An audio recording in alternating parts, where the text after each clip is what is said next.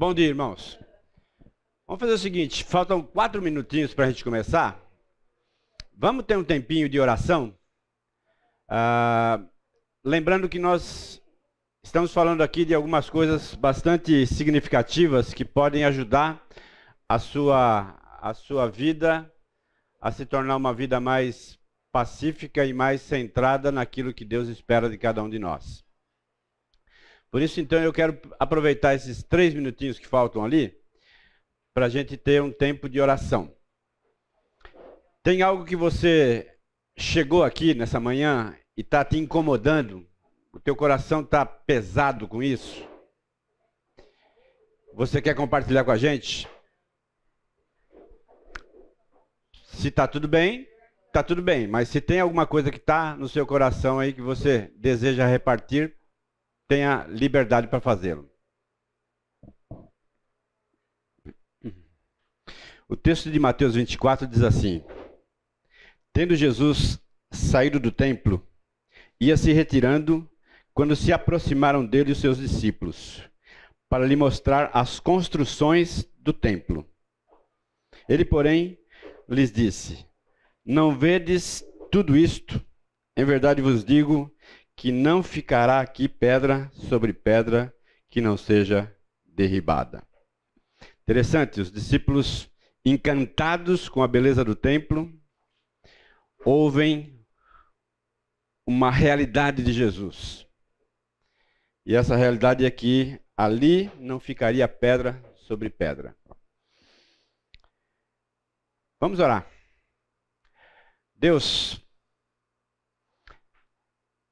tivemos uma semana bastante acelerada, com tantos afazeres, com tantas situações vividas, com tantos interesses que foram contemplados, outros não, mas chegamos até aqui. E chegamos até aqui debaixo da graça, da misericórdia e do generoso cuidado do Senhor sobre as nossas vidas. E é também por isso que, conscientes, ó Deus, que o mundo nos encanta, que esse encantamento, ó Deus, que a sociedade traz para nós, um colorido, ó Deus, que parece tão nítido, tão real, e que muitas vezes seduz o nosso coração e nos distancia do Senhor, nos distancia da Tua palavra, nos distancia dos Teus valores. Senhor, nessa manhã nós, juntos aqui, no mesmo Espírito, o Espírito que nos foi outorgado pelo Senhor, o Espírito que guia as nossas vidas, que orienta os nossos passos, que trava as nossas línguas, ó Deus, muitas vezes para não pecarmos com as palavras. É diante do Senhor que nós nos aproximamos, ó Deus, clamando ao Senhor que nos ajude a entender processos que estão ao nosso redor e que muitas vezes instigam a violência dentro do nosso coração, produzida pelo distanciamento do Senhor, da Tua palavra, pelo pecado que habita em nossos corações. Por isso, Deus, mais uma vez, recorremos ao Senhor, porque sabemos que só o Senhor pode nos ajudar. Só o Senhor pode orientar a nossa mente e o nosso coração. Só o Senhor pode adestrar cada um de nós, ó Deus, para que possamos ser capazes de submeter-nos ao desafio da obediência. Nosso chamado nunca foi para outra coisa, a não ser para a obediência. Por isso, Deus, nos dá a graça, nos dá o ímpeto, o desejo de obedecer ao Senhor sinceramente, em cada circunstância, em cada passo, em cada desafio, que chegar até nós, ó Deus. Nós estamos aqui nessa manhã dispostos a ouvir um pouco mais algumas ferramentas que podem nos ajudar a termos uma comunicação mais pacífica, mais eficaz e mais próxima daquilo que o Senhor espera de cada um de nós.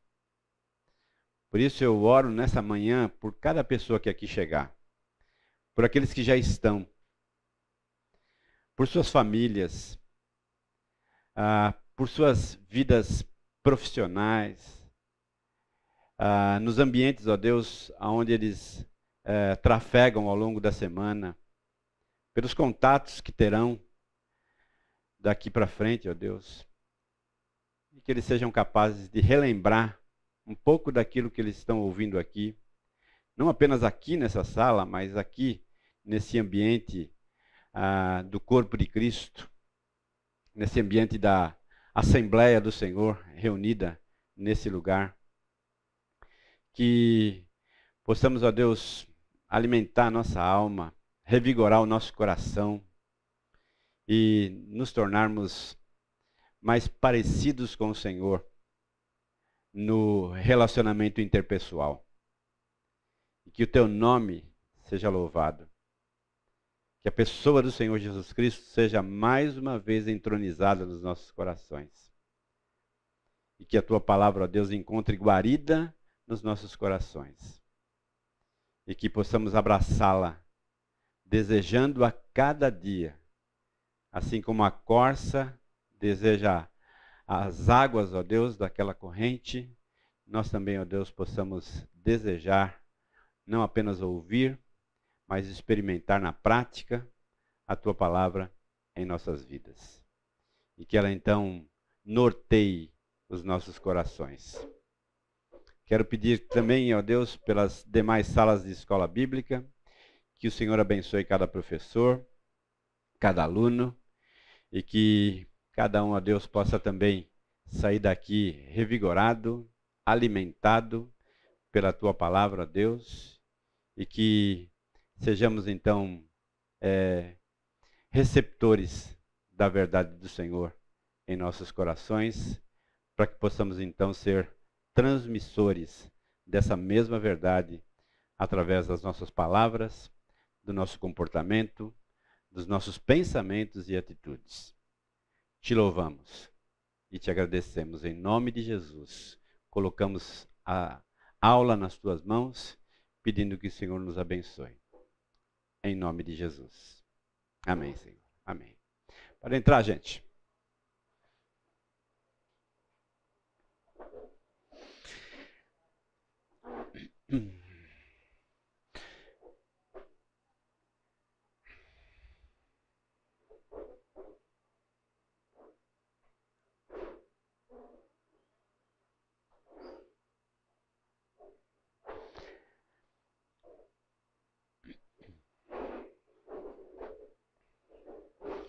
Continuando em Mateus 24, um verso que me chama a atenção e que me chamou a atenção mais ainda nessa semana foi o versículo de número 12. Mas antes de ler, deixa eu falar para você por que disso, né?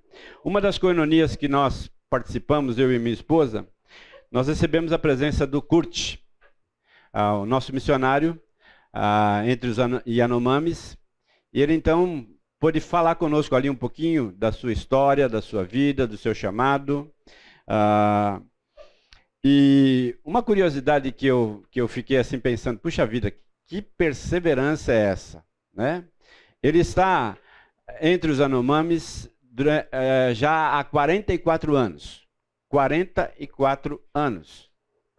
Uma vida dedicada à evangelização dos índios Yanomamis. E aí nós perguntamos para ele, quando é que você viu uma primeira conversão de um índio? Ele disse, depois de 22 anos que nós estávamos lá, morando com eles, testemunhando para eles. Depois de 22 anos. E aí eu fico pensando, puxa vida, que perseverança. E aí ele mesmo nos colocou, Deus não nos chamou para outra coisa a não ser para a obediência. E quando eu penso em violência, eu penso exatamente nesse contexto aqui de Mateus 24.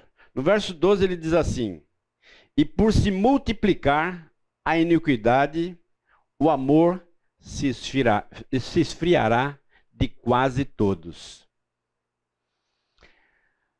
Violência atual está diretamente envolvido com o esfriamento do amor.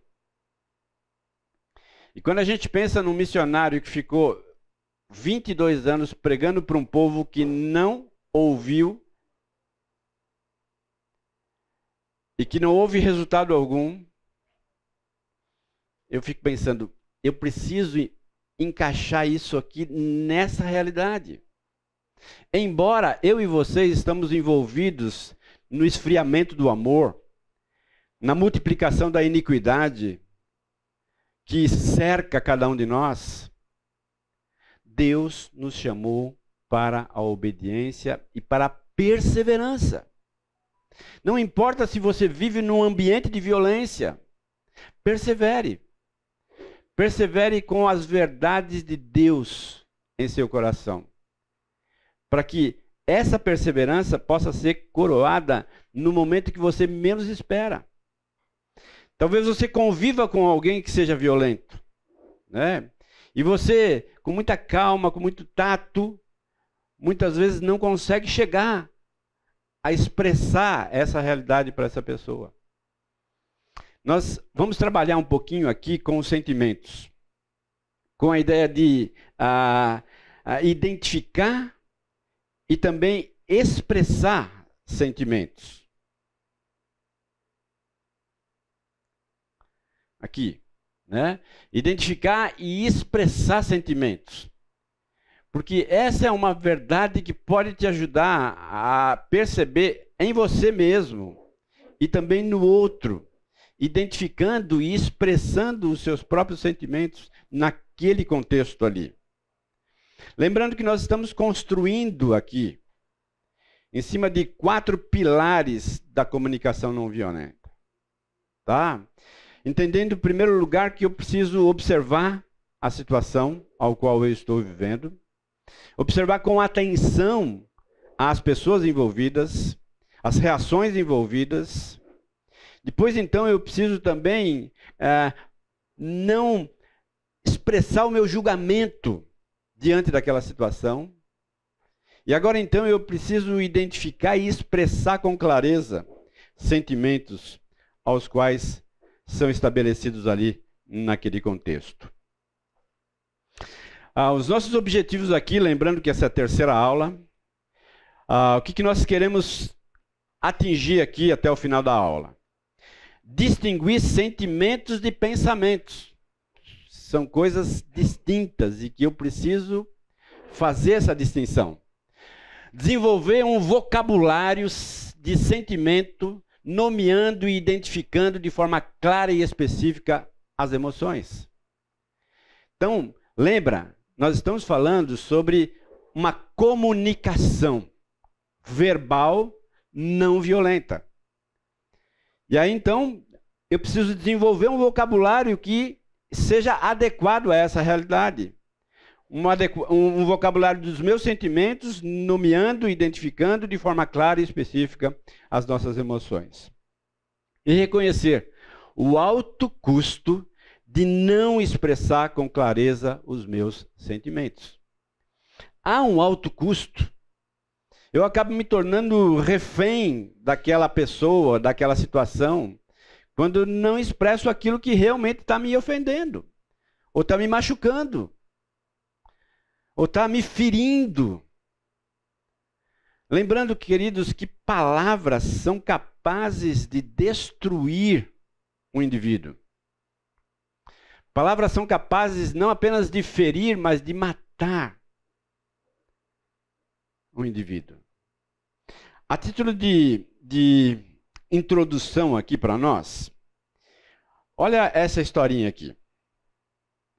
um peculiar jogo de vida nos é ensinado desde cedo, que se assemelha a um jogo de tênis.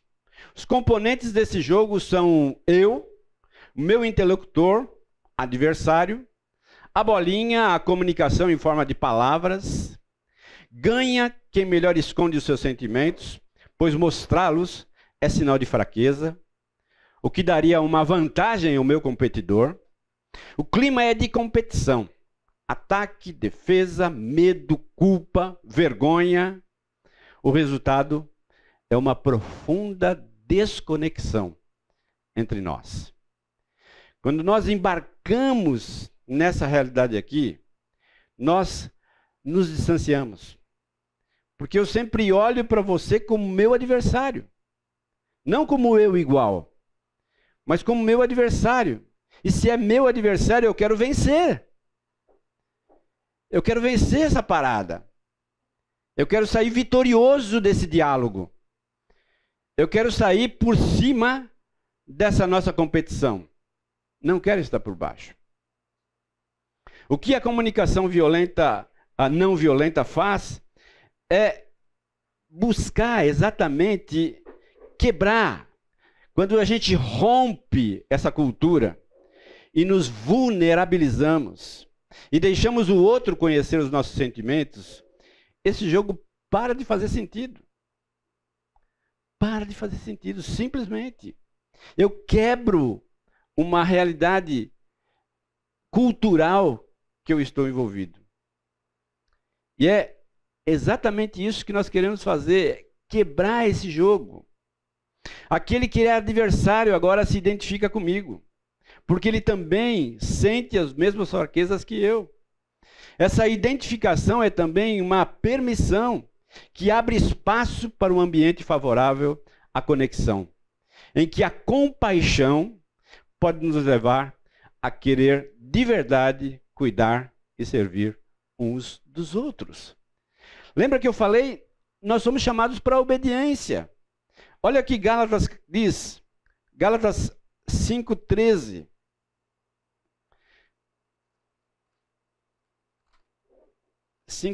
Diz assim: porque vós, irmãos, fostes chamados à liberdade, porém não useis da liberdade para dar ocasião à carne. Sede antes servos uns dos outros. Ou seja, o meu chamado é esse. Essa liberdade que vem de Jesus é também uma liberdade para expressar o quanto aquilo me ofendeu, o quanto foi dolorido ouvir aquilo. E dizer isso, nomear isso, identificar isso, traz uma certa liberdade. A mesma liberdade quando eu peço perdão. A mesma liberdade quando eu recebo o perdão. Perceber isso, ou seja, o Senhor está dando a você um caminho, uma alternativa viável e mais favorável para que você quebre esse ciclo de violência, de competitividade entre você e a outra pessoa. Para que aflore então a compaixão. O nosso comportamento passa a vir de um outro paradigma, moldado pelo Espírito de Deus. Percebam que é um paradigma que foi outorgado a nós culturalmente. Nós vivemos nesse ambiente. Desde pequenininho eu aprendo isso. Você tomou um soco lá na escola, dá outro. Alguém chutou a sua canela lá, chuta a canela dele também. É essa cultura que nos abraça, que nos envolve e que molda a nossa vida. E a gente cresce com isso. E aí então a gente não tem mais um chute na canela. Agora tem uma palavra enviesada. Só que eu sou afiado nisso também. E quando eu recebo essa palavra enviesada, eu a torno a outra pessoa com mais fúria ainda. Com mais violência ainda. Porque eu quero ganhar. Porque eu quero ganhar. Eu não quero perder. Eu não quero sair derrotado daquela situação. Mas eu quero ganhar. Eu quero ganhar. E esse paradigma, então, novo, proveniente do Senhor, passa também por Gálatas. Gálatas 5,16 e também o 25. Olha o que diz aí.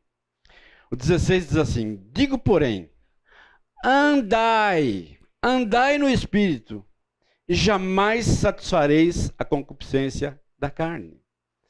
Ou seja, o paradigma novo aqui é andar pelo caminho que o Espírito de Deus está mostrando para mim e recusar a andar pela força da minha própria carne, pela força da cultura que me foi trazida, pela força da minha família. Eu sou de uma família assim, todo mundo lá é assim. E, espera lá, né? O Senhor Jesus Cristo está dando a você a oportunidade de uma mudança radical. A conversão traz isso. A conversão eu estou andando nessa direção e quando eu encontro a Cristo, eu mudo de direção. Mudo de direção. Paro de fazer determinadas coisas, começo a fazer outras e então caminho na direção que o Senhor mesmo tem proposto para mim. Olha o verso 25. Se você vive no Espírito, ande também no Espírito. E aqui ele é radical. Radical em mostrar para mim e para você que o meu interior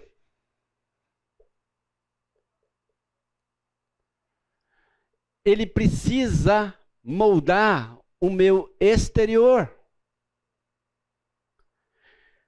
Se eu vivo espiritualmente debaixo da ingerência do Espírito de Deus, o que acontece? Eu tenho que andar nisso. Eu tenho que andar nesse caminho. Porque é isso que vai comprovar a realidade aqui, ó. Porque senão é farsa. Senão é farsa. Senão é apenas então somente maquiagem que eu visto no domingo e tiro na segunda. É esse o grande desafio para mim e para você. Essa mudança de paradigma traz para mim também uma coerência entre aquilo que eu tenho no coração e aquilo que eu faço através das minhas palavras, das minhas atitudes, do meu comportamento. Percebam? Percebam que o próprio Senhor está dando para você e para mim um desafio maior. Um desafio que eu não consigo. E eu tenho que expressar isso para Ele. E dizer, Deus, eu não consigo. Eu estou extremamente irritado com essa situação. Mas quando você não fala, você quer colocar panos quentes sobre isso, você não consegue. Não consegue. A gente não consegue. Mas eu tenho no colo do Senhor o jeito, a liberdade de dizer para Deus, Deus, eu não consigo. Não consigo lidar com essa pessoa. Não consigo lidar com esse indivíduo. Me ajuda. Me ajuda. É para me calar? Cala a minha boca. Cerra os meus lábios. Né? É para falar que eu fale exatamente aquilo que o Senhor quer que eu fale no momento adequado. Na hora certa. Percebam? Você e eu temos aqui, da parte de Deus, essa realidade, esse desafio para todos nós. Um outro texto, Efésios capítulo 4, versículos de 1 a 3.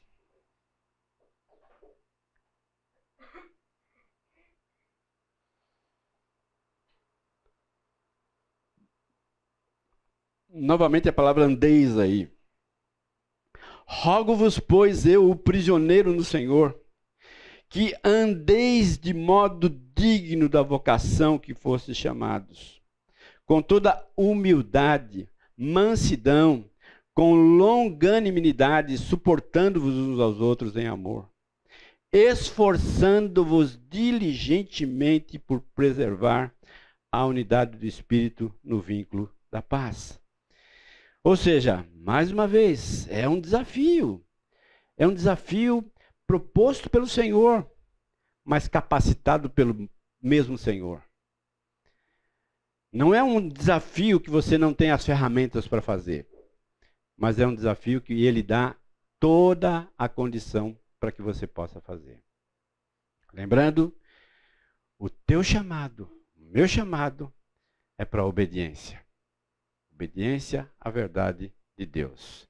Submissão àquilo que ele tem para mim. Olha um mapa aí. Um mapa para uma comunicação pacífica e eficaz. Ponto de partida aí é uma comunicação consciente.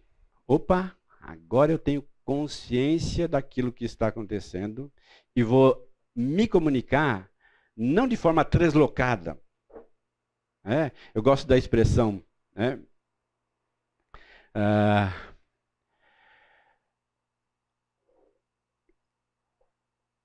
cabeça quente, coração frio. Quando a minha cabeça está quente, numa conversa que eu tenho, pode estar certo que meu coração vai estar frio. Mas quando eu consigo inverter isso e tornar o meu coração aquecido, a minha cabeça vai ficar fria, consciente, estável, tranquila para lidar com aquela situação. Agora, ocorre que muitas vezes nós não percebemos isso e vamos para uma conversa delicada com a cabeça quente. E aí então, naquele primeiro momento de comunicação, a tendência é acelerar o processo. É aquecer ainda mais a panela. Até um ponto dela explodir. E aí, essa explosão, ela é trágica. Porque ela só traz destruição. E não conexão. Ela só traz distanciamento. E não aproximação. Tem um texto em Provérbios 29 e 20, que eu acho que é bem adequado e que se encaixa exatamente nessa realidade. Provérbios capítulo 29, versículo 20. Tens visto um homem precipitado nas suas palavras? Precipitado nas suas palavras. Normalmente, quando minha cabeça está quente, eu sou precipitado nas minhas palavras. Olha o que acontece. Maior esperança há para o insensato do que para ele.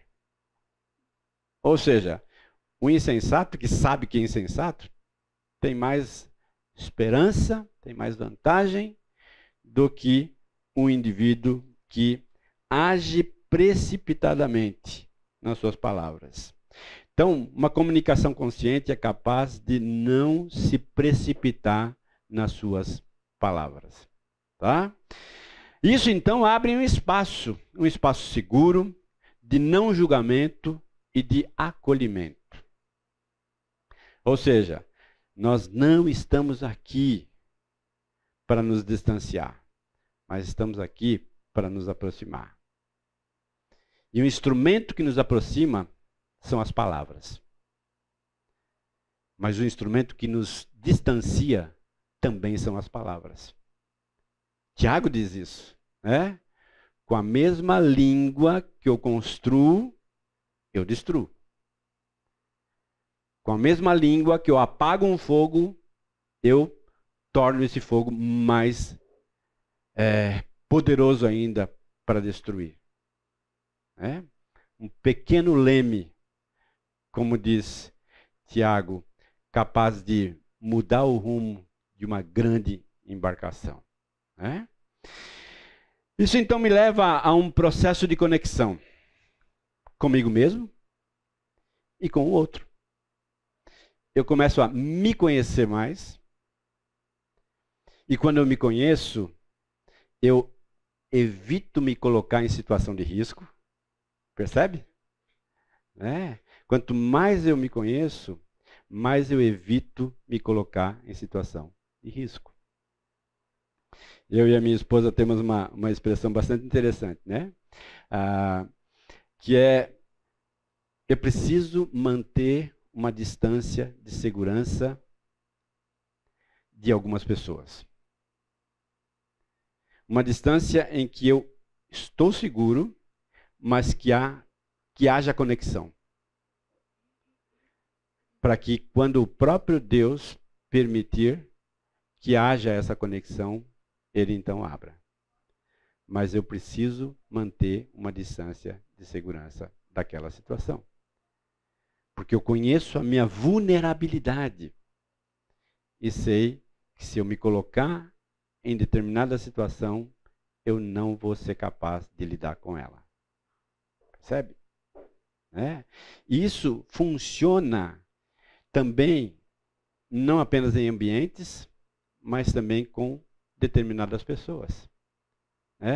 Onde eu posso deixar para ela a porta aberta, mas eu sei quando fechar. Esse processo, então, leva à autopercepção, à percepção do outro e me conduz a uma aceitação, uma compreensão, e essa palavrinha aí que a gente conhece bem na atualidade, que é empatia. Eu estou aberto àquela pessoa ou àquela situação em si. Tá bom? Muito bem. Querem fazer perguntas? Está tudo certo? Você está entendendo tudo? Vai sair daqui desafiado? Está tudo certo? É isso mesmo? Ou alguma coisa você... isso aqui não caiu bem. Tudo bem? Então vamos lá. Vamos para frente. Deixa eu voltar lá. Efésios 5, de 1 a 3. Não, 4 de 1 a 3. 4 de 1 a 3. 4 de 1 a 3. Isso mesmo. Tá? Vamos lá. Estamos entrando então na nossa primeira questão aqui. Distinguir sentimentos de pensamentos. Aqui eu começo a entrar mais na técnica da comunicação não violenta. Tá? Não sei se eu já mostrei para vocês, mas esse é o livro. Tá? Você encontra em qualquer livraria. Não é um livro cristão, é um livro secular, um livro muito usado pelas grandes empresas. Tá? Então você pode... o autor é um judeu que sofreu as violências de ser um judeu. Né? E ele então construiu essa técnica de comunicação. Distinguir sentimentos de pensamentos. Vícios de linguagem com o verbo sentir. Sinto que não consegui um acordo justo. A palavra sinto aqui pode ser substituída por penso, creio, acho, ou seja, uma avaliação e não uma expressão de um sentimento. Os sentimentos não estão sendo expressos de forma clara quando a palavra sentir é, primeiro, seguida de que, como se, sinto-me como estivesse sendo colocado contra a parede. O que é? O que é ser colocado contra a parede? Qual outra palavra que eu posso usar para expressar essa frase? Pressionado, coagido, constrangido. Percebe? Essas palavras, elas começam a identificar. Elas começam a dar corpo àquele sentimento. Ao passo de que sentir, eu sinto um monte de coisa. Sinto calor, sinto frio. Sinto medo, sinto culpa, sinto alegria. Né? Mas o que é? Quando eu começo a identificar, as coisas começam a tomar um novo rumo, uma nova direção. 2. seguida de eu, ele, ela, eles, isso. Sinto que eu tenho que estar constantemente disponível. Percebe? 3. O termo que, seguido de nome ou palavra que se refere à pessoa. Sinto que meu chefe não me valoriza. Mas o que é não ser valorizado? Então, quando eu começo a dar uma ideia maior, eu começo a dar mais elementos para a resolução da situação. A questão é que, muitas vezes, nós sentimos e expressamos rapidamente aquilo que estamos sentindo, e, na verdade, nós não conseguimos expressar com clareza. Quando eu tenho que falar mais de uma vez uma mesma frase para uma pessoa, significa que eu não fui hábil o suficiente para, na primeira vez, ela entender. Então, o meu exercício é ser capaz de expressar, na primeira vez, tudo aquilo que está acontecendo.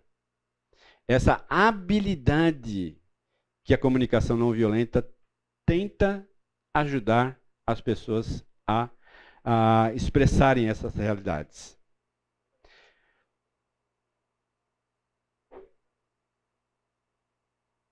Ainda dentro desse tópico, distinguir o que sentimos e o que pensamos que somos. Por exemplo, sinto que sou mau cantor. Na CNV, ficaria assim: me sinto frustrado com minha performance de cantor nesta noite. Percebam que, nesse exemplo aqui, a gente tem a nomeação do sentimento, que é o quê? Frustração.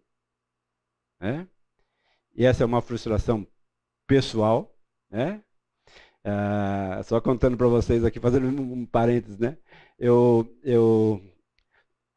fui pastor de pequenas igrejas no sul de Minas Gerais durante muito tempo. E numa das igrejas foi formado um coral, e a ministra do louvor disse: vamos nos reunir para iniciar. E aí fomos lá, tal, eu fui junto.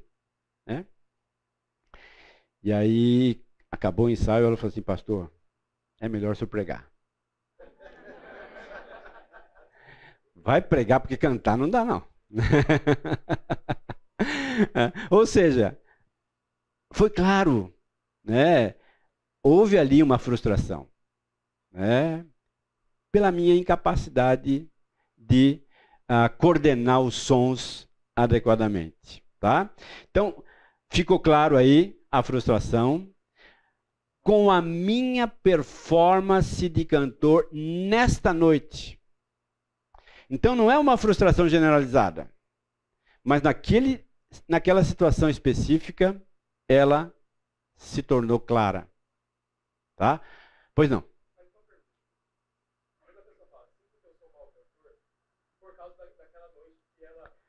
Então, mas eu não sei disso.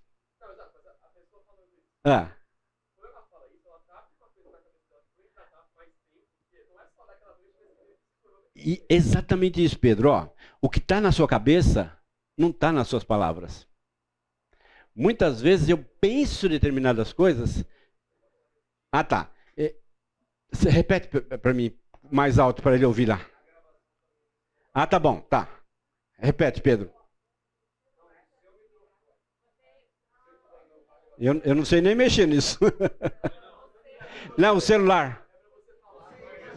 Eu repeti? Tá bom, entendi. Desculpa. Tá. O que o Pedro está dizendo é que quando eu falo assim, sinto-me que sou mau cantor, há um contexto por trás.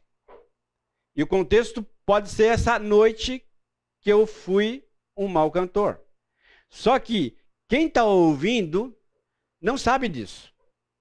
Então, o que está na minha cabeça, o outro não sabe. Eu preciso aclarar isso, eu preciso dar forma a isso, dar contexto a isso. para que então a pessoa entenda exatamente o que está acontecendo. Isso ocorre muito com conflitos entre casal.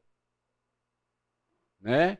Porque o marido vem com uma palavra, mas que tem um contexto, mas ela não sabe o contexto, e ela então ouve de uma forma totalmente equivocada, e aí então há o conflito.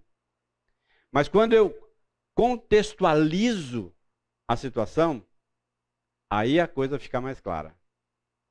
Entende? Então, o exercício aqui, ao expressar sentimentos, é exatamente isso. Dar um contexto para esses sentimentos. Eles ocorreram naquela situação, naquele momento, naquele ambiente. Aí então a outra pessoa vai poder entender com clareza. Vai poder compreender todas as situações envolvidas naquela circunstância. Tudo bem? Pois não.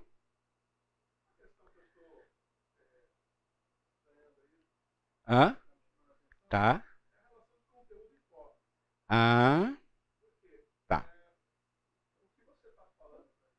Tá. Hum.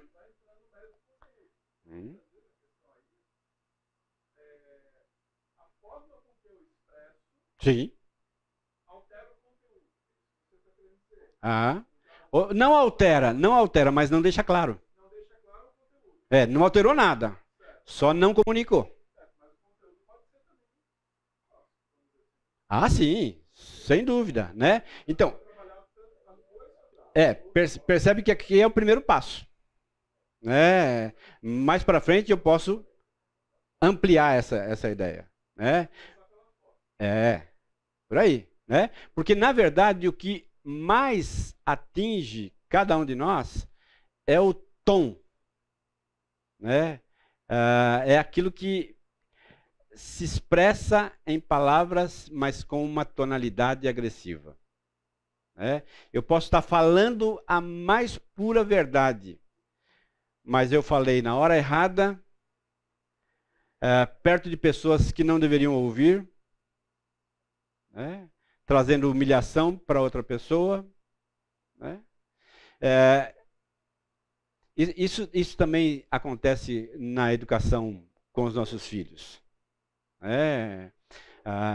E uma das coisas que eu tenho aprendido é: chame atenção no particular, elogie no público. Quer falar uma coisa boa? Fala para todo mundo. Mas quer falar uma falha, uma falta, faça isso no privado. Porque aí você evita da pessoa ser exposta. Exposta a um conteúdo que não interessa mais ninguém. Que é algo que ela mesmo está trabalhando na própria vida. Então, fazer essa distinção é extremamente necessário para cada um de nós. Tá bom? Distinguir entre o que sentimos e o que achamos que os outros pensam e se comportam a nosso respeito. Por exemplo, sinto-me excluído pelos meus colegas de trabalho. Percebe que tem uma acusação, que tem uma interpretação da ação deles, tá? Que eu não sei se estão certas ou não, mas que a impressão que eu tive foi essa. Então, nós temos aqui vários elementos a serem trabalhados e melhor contextualizados. Tá? Tem uma colocação aqui que eu acho que é bastante interessante. Autoconsciência, esse é um tema bastante atual. Né? É a habilidade de dar nome aos sentimentos. Aquilo que é comumente chamado de inteligência emocional. Né?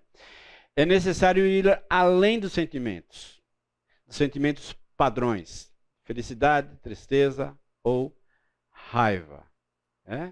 Tem uma expressãozinha no latim que é dar nome ou dominus, que também aparece lá no hebraico em Gênesis 1:28 e 2:19. Lembra que em Gênesis 1:28 Deus dá domínio para o homem: olha, domine a terra que eu formei e formei você para que você possa dominá-la. Né? E depois, em 2,19, ele então chama o homem diante da criação e diz: dê nome, nomeie cada um desses bichos que estão passando aí na sua frente. A dominar os sentimentos, ao invés de ser por eles dominados. É essa a ideia. Isso se processa melhor quando nos conscientizamos da nossa incapacidade e nos colocamos à disposição do Espírito de Deus, para que Ele venha e tome o controle das nossas vidas. Lembra de Efésios 5,18? Não vos embriagueis com o vinho, no qual há dissolução, mas enchei-vos do Espírito de Deus. Eu dei um exemplo aí: um carro desgovernado atropela quem passa pela frente. Uma pessoa desgovernada, ela é capaz de atropelar quem estiver na frente. Desgovernada no sentido emocional. Né? Ela está tão marcada por sentimentos não conectados, né? Que ela então acaba atropelando quem está perto, destruindo relacionamentos, desconectando pessoas, dividindo famílias, dividindo pessoas, igrejas. Né? Eu já falei isso aqui algumas vezes, né? Mas uma das igrejas que eu intervi no sul de Minas Gerais tinha 40 pessoas. Né? A igreja ficava de um lado, na frente da igreja ficava um boteco. Eu fui lá intermediar uma situação, né, junto com outros pastores, que era um conflito entre o pastor e a igreja. Né?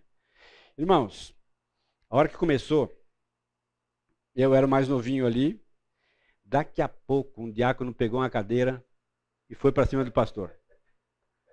Né? Aí eu falei: agora o bicho pegou. Né?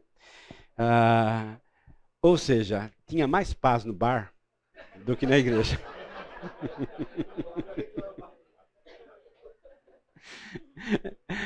É trágico, né? É trágico, é trágico, né? É trágico. E infelizmente é assim, né? Infelizmente é assim. Ou seja, pessoas descontroladas emocionalmente destroem igrejas, né? Tornam o testemunho, né, na lama, né? E colocam em xeque a viabilidade do evangelho. Né? Só que na verdade não tem evangelho nenhum ali. Né? Não tem evangelho nenhum ali. Né? É apenas então somente uma farsa que não expressa nada daquilo que o próprio Deus espera de cada um. Né? Eu vou abordar aqui 1 Samuel 25, que é para mim um exemplo bíblico de alguém extremamente descontrolado. Se você puder acompanhar aí, 1 Samuel capítulo 25. Que hora que bate o sino? Não bateu? Tá, então vamos fazer o seguinte, vamos para o intervalo, depois a gente começa aqui com 1 Samuel. Nós estamos falando então sobre a questão do descontrole e o quanto o descontrole pode tumultuar ainda mais a nossa relação, os nossos relacionamentos, as nossas vidas, de uma certa forma, né? 1 Samuel, capítulo 25.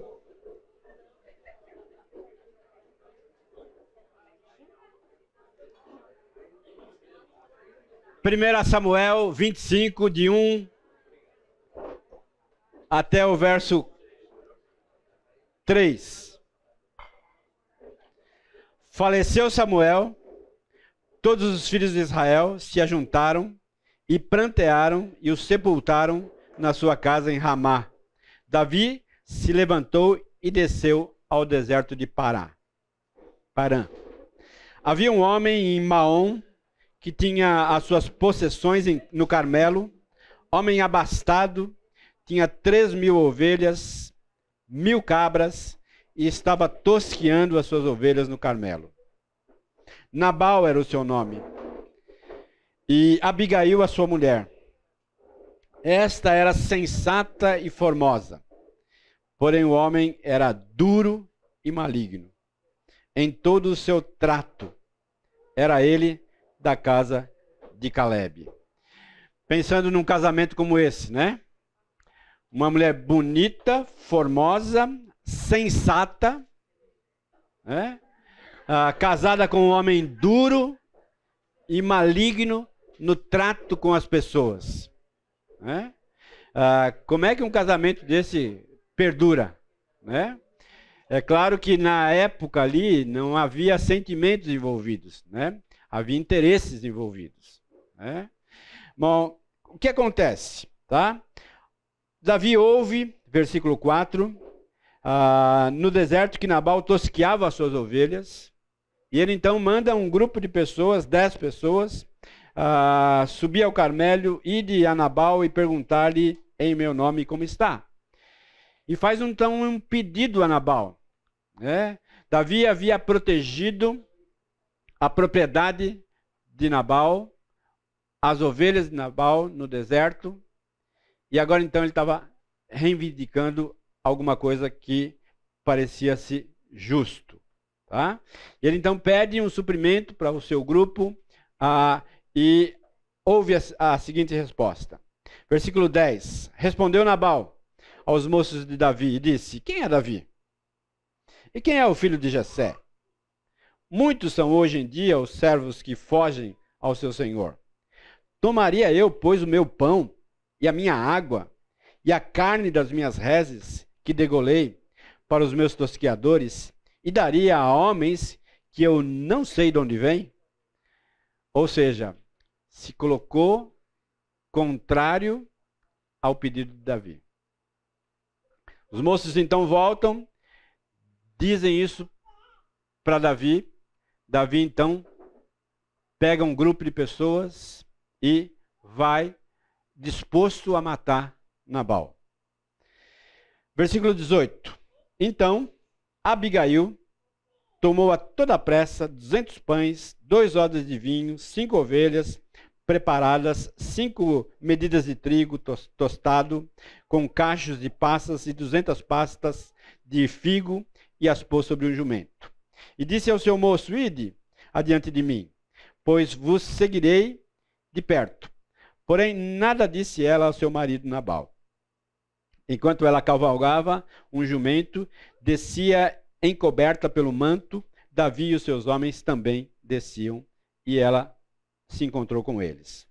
Ora, Davi dissera: com efeito, de nada me serviu ter guardado tudo quanto este possuía no deserto, e de nada sentiu falta de tudo quanto lhe pertence. Ele me pagou mal por bem. Faça Deus o que lhe aprouver aos inimigos de Davi, se eu deixar ao amanhecer um só do sexo masculino dentre os seus. Vendo, pois, Abigail a Davi, apressou-se e desceu do jumento e prostrou-se sobre o rosto diante de Davi, inclinando-se à terra, lançou-se-lhe os pés e disse: Senhor meu, caia a culpa sobre mim, permita falar ao teu servo contigo, e ouve as palavras da tua serva. Não se importe com o meu senhor, com este homem de Belial, a saber, com Nabal, porque o que significa o seu nome, ele é Nabal, é o seu nome, e a loucura está com ele. Eu, porém, tua serva, não vi os moços de meu senhor que enviaste. Então ela vai lá e intervém na situação, conversa com Davi, muda o coração, muda a disposição de Davi. Davi, então, decide deixar vivo a Nabal. E olha o que acontece no versículo 36. Voltou Abigail a Nabal. Eis que ele fazia em casa um banquete. Ou seja, a situação ao redor estava pegando fogo. Tá? Ele, então, está fazendo um banquete. Não está nem aí com o que está acontecendo. Nem com as consequências dos seus atos. Tá? Faz um banquete ali. Tá? Como banquete de rei. E o seu coração estava alegre. E ele já muito embriagado, pelo que não lhe referiu ela coisa alguma, nem tão pouco, nem muito e nem pouco, até o amanhecer. Esperou o cara recuperar, né? A ressaca passou. De manhã, versículo 37, pela manhã, estando Nabal já livre do vinho, sua mulher lhe deu a entender aquelas coisas e se amorteceu nele o coração e ficou ele como pedra.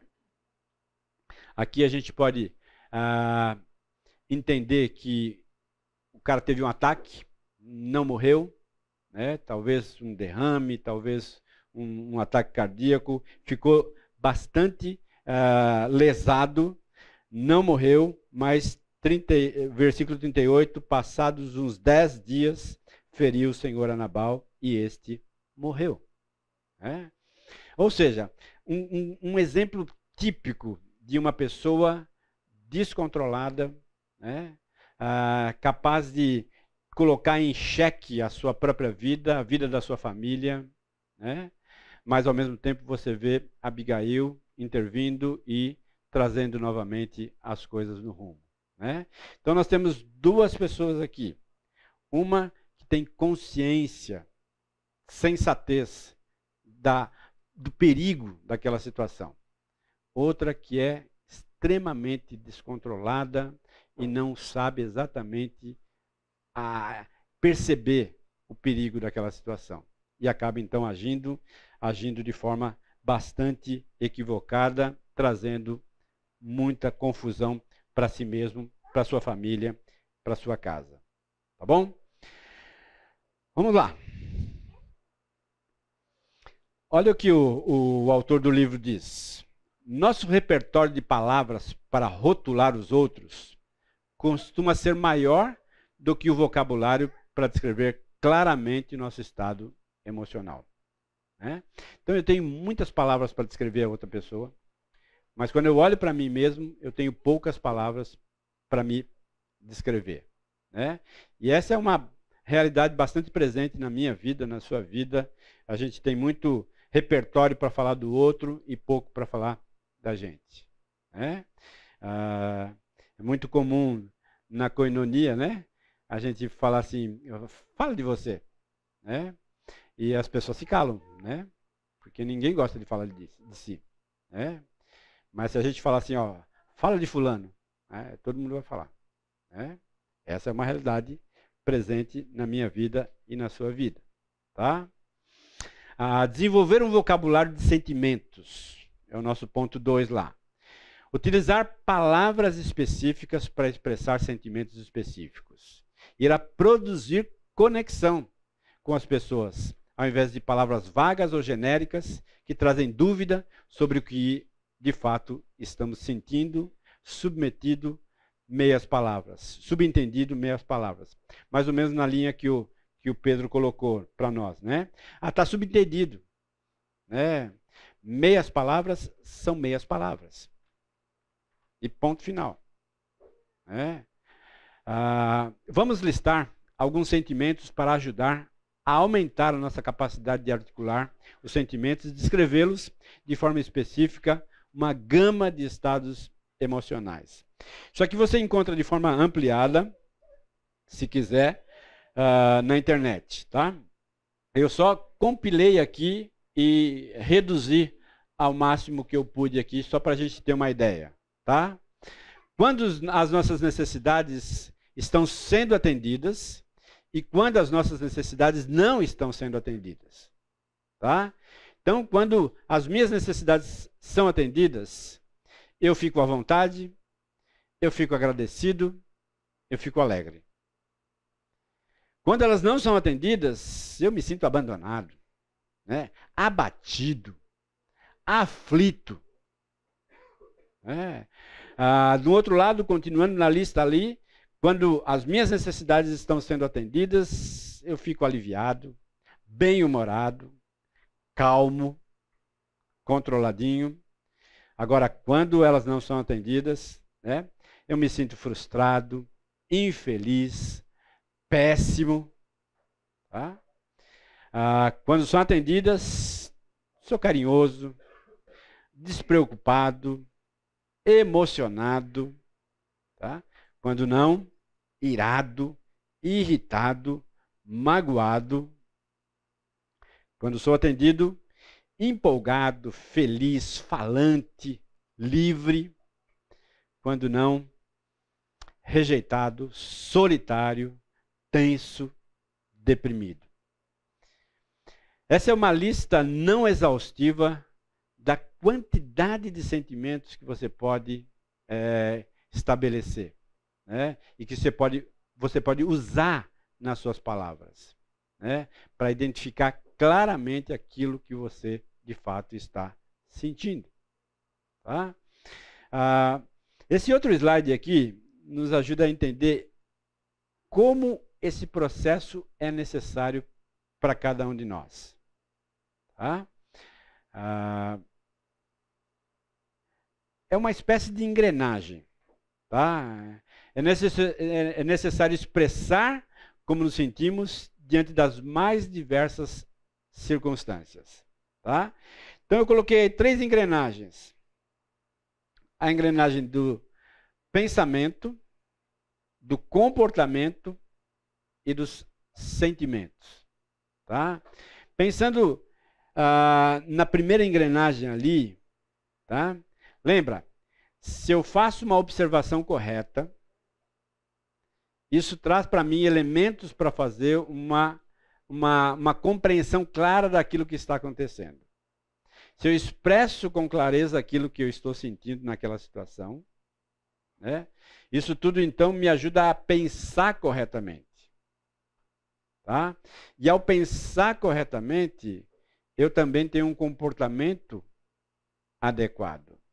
Lembra que nós estamos dizendo pensar corretamente de acordo com Deus, de acordo com o ponto de vista de Deus e não com o meu próprio. Tá?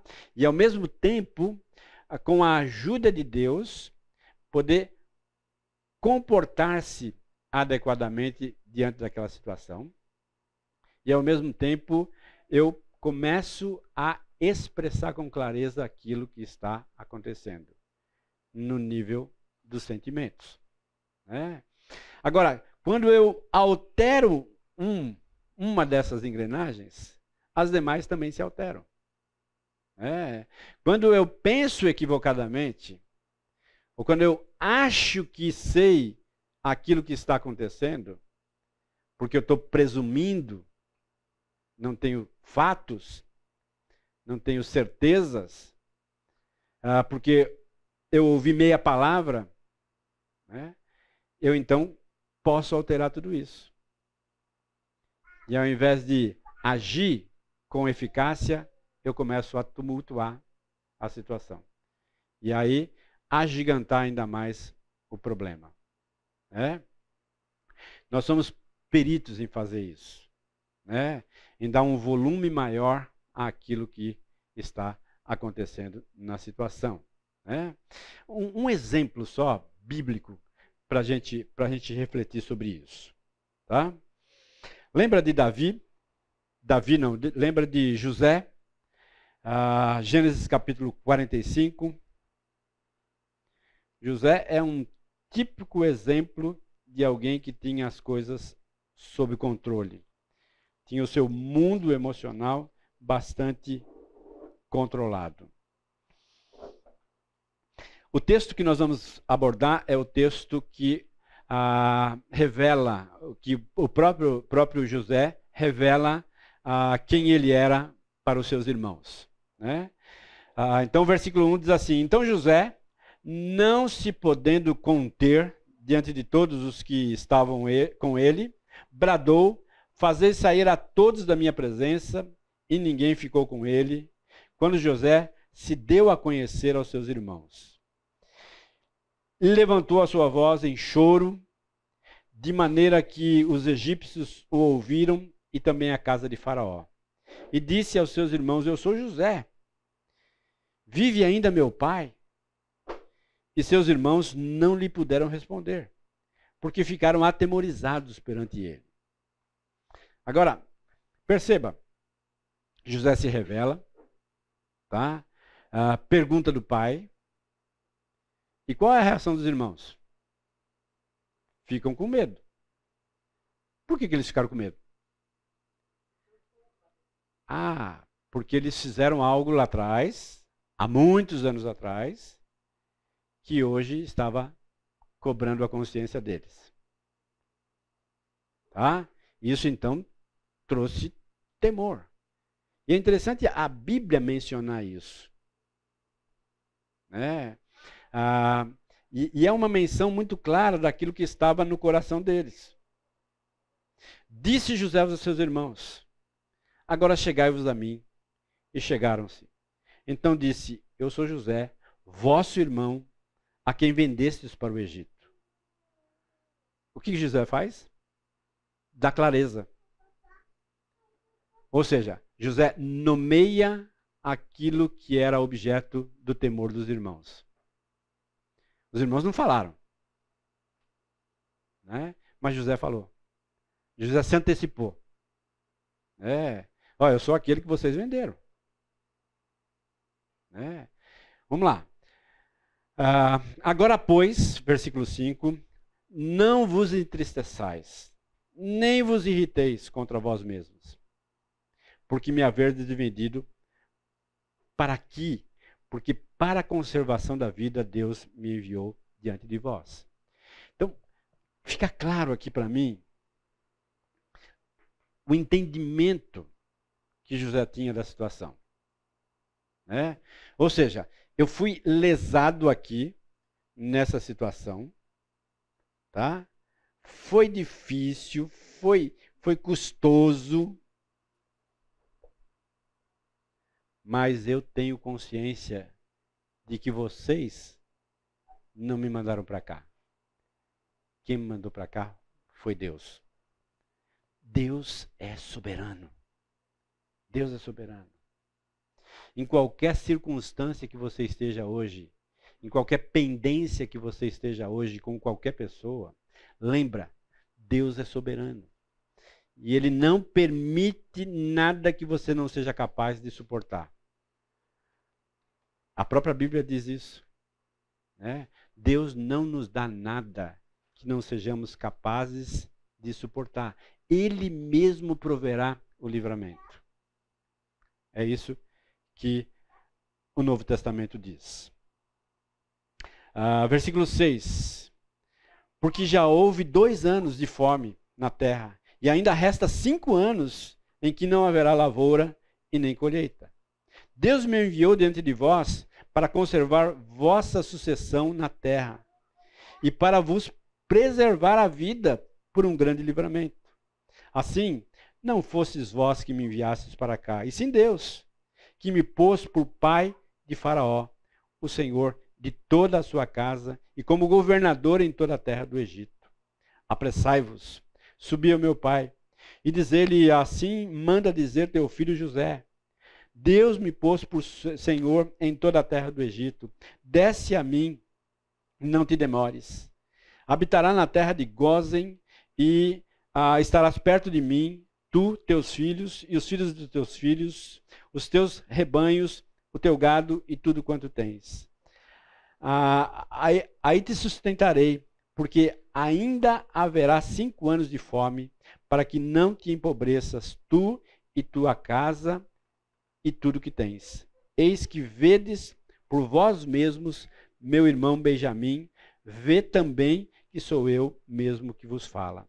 Anunciai a meu pai toda a minha glória no Egito, e tudo que tendes visto, apressai-vos e fazei descer meu pai para cá.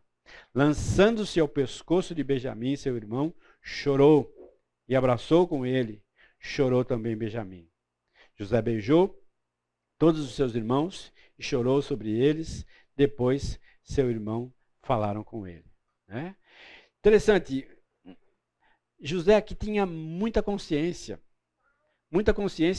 da situação que o envolvia e do quanto ele estava grato por Deus restaurar a situação. Quando Deus faz, Ele faz na hora certa, no momento certo e com as pessoas certas. Lembra disso. Nem eu e nem você podemos apressar a mão de Deus. Nós não podemos fazer isso. Porque, novamente, nós somos chamados para a obediência. Obediência. José foi obediente a Deus e Deus curou a sua obediência. Nosso terceiro ponto aqui, reconhecer o alto custo de não expressar com clareza os nossos sentimentos. Provérbios 29, 25 diz assim: quem teme ao homem, arma ciladas, mas o que confia no Senhor está seguro. Novamente, o exemplo de José é de alguém que confiou em Deus, não temeu os homens, mas agiu de acordo com aquilo que Deus esperava dele. Somos afetados pela cultura predominante em nossa sociedade, que nos ensina a nos calar a respeito dos nossos sentimentos, como se isso fosse uma demonstração de fraqueza. Não é assim que a gente aprende com Cristo. Lembra? Quando a gente olha lá, Filipenses capítulo 2, verso 5, o próprio Jesus, falando a respeito dele mesmo, ele coloca uma coisa bastante surpreendente. Filipenses 2, 5. Tende em vós o mesmo sentimento que houve também em Cristo Jesus. Ou seja, há um desafio aqui para mim, para você, para que nós possamos sentir como o próprio Senhor sentiu diante das circunstâncias. Nós aprendemos assim com Cristo. Só para a gente ter uma noção aqui. Tá? É importante observar a vida emocional de Jesus, pois o objetivo da vida cristã é ser conformado à imagem de Cristo. Eu e você somos desafiados constantemente a sermos parecidos com Cristo. Se a gente olha então a vida emocional de Cristo, nós encontramos o seguinte: compaixão. É a emoção mais comum encontrada em Cristo. Ele é alguém profundamente compadecido em relação aos diferentes tipos de pessoas.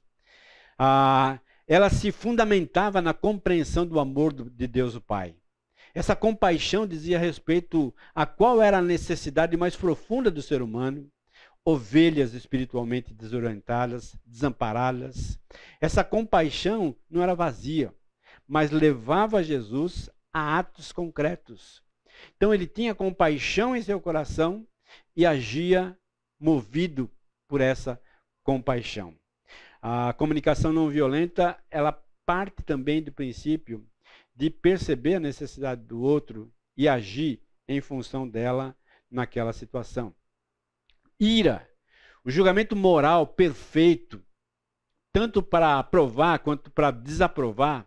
Jesus se ira até mesmo com seus discípulos em certas ocasiões, mas Jesus não explodia em ira, pois a própria compaixão o fazia restringir a sua ira. A ira em si não é pecado, mas o pecado corrompe a expressão da nossa ira. Por isso, devemos restringi-la ao amor. Entenda que quando você submete a sua ira à mão de Deus, ao amor de Deus, à compaixão de Deus, restringindo-a, você então consegue conexão com a outra pessoa. Quando você explode em ira, você destrói e desconecta. Tristeza. Jesus chorou em certas ocasiões. Jesus chorou ao ver os efeitos da morte. Chorou ao observar Jerusalém. Teve profunda tristeza ao contemplar o que o aguardava na cruz. Jesus autentica que a tristeza é legítima, mas ao levá-la diante de Deus, Jesus nos mostrou como devemos tratá-la, derramando aos pés do Senhor. Então, querido, está triste? Submeta ao crivo, à orientação do próprio Senhor Jesus. Amor, longe de ser apenas uma emoção, o aspecto emocional não pode ser dissociado do amor. Os atos amorosos de Jesus sempre foram precedidos de emoção, de amor em seu interior. A expressão do amor de Jesus foi sacrificial. E o cristão é chamado a expressar seu amor, dando a vida por seus irmãos. Para a gente encerrar o nosso tempo aqui, tá? Quando ouvimos uma mensagem negativa, que não atenda às nossas necessidades, podemos reagir de 4 maneiras diferentes. Ou eu culpo a mim mesmo naquela situação, é uma forma de reagir, né? Trazendo uma culpa que talvez não me pertença, que talvez seja da outra pessoa, mas eu então assimilo tudo e trago para cima de mim, tá? Ou eu culpo os outros, o que é mais comum, né? Eu tirar o foco de mim e colocar nos outros, ou seja, tá assim por sua culpa, tá assim porque você disse isso, tá assim porque você fez isso, e assim sucessivamente.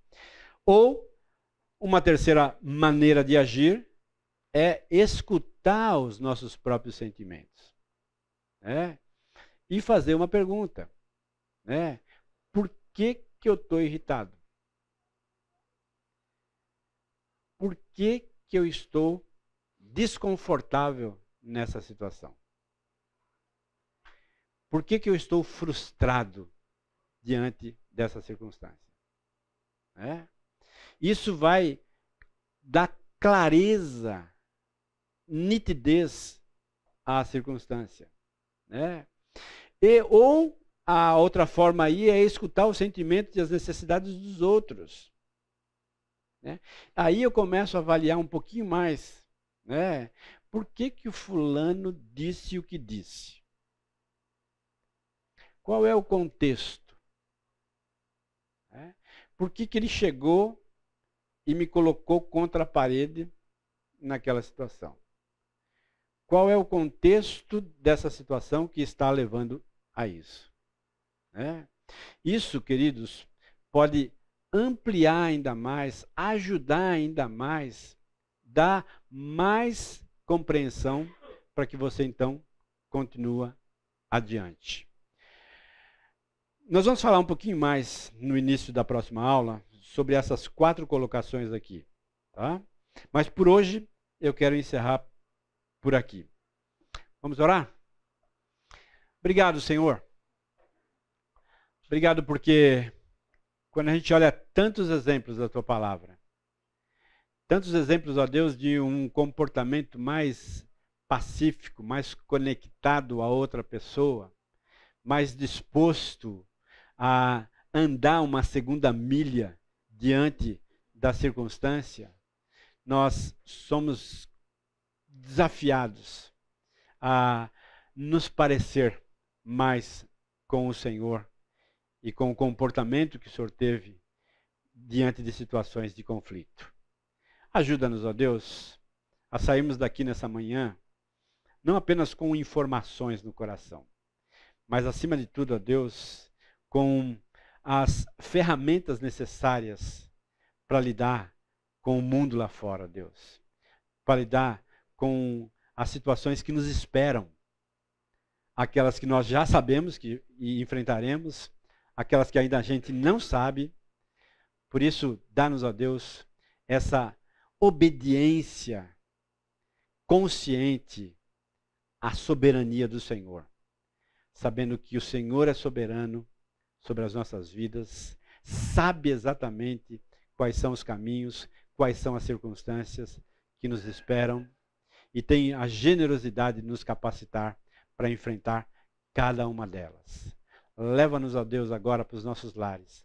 Que possamos, ó Deus, ter um domingo na presença do Senhor, na companhia dos nossos familiares e ao mesmo tempo com muita, muita gratidão no coração por saber que o Senhor é Senhor das nossas vidas.